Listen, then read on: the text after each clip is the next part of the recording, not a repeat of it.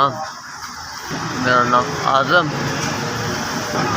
ऐसे वेल्डिंग का काम नहीं मजदूरी अजे तय नहीं होया, 2-3 दिन होए ने, अज तय होएगी गल। मैनू हो गए 35 साल हो गए वक्त भी गुजारना, मजबूरी भी हो गई, कुछ आदत भी कुछ मजबूरी भी है। मजबूरी घर के हालात जो है ने, किराए का मकान है, बिल है, बच्चे ने हथ पैर चलते पे करने पे अपना गुजारा करने पे।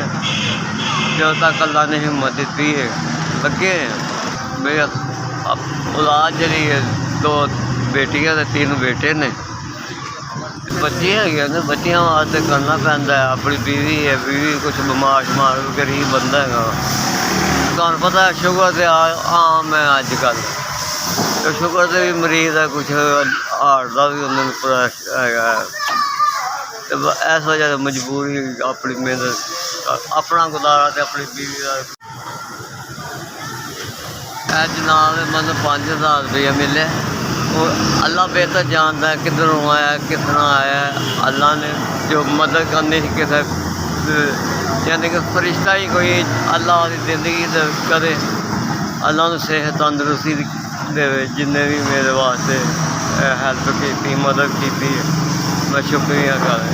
और उन्होंने बच्चे ने सलामत रखे, दुख दूर करे, अल्लाह उन्होंने कारोबार की बरकत पावे, कारोबार की रहमत करे।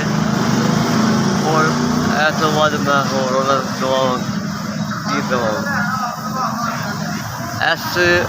SVS बड़ी बड़ा शुक्रगुजार हाँ तुहाडा मैं कि तुसीं मेरी मदद की है। अल्लाह तुहानू कामयाब करे, अल्लाह होरा दे भी परवरदिगार, अल्लाह तुहानू सेहत तंदरुस्ती, तुहाडे बाल बच्चों की सालिक बस मेहरबानी जनाब।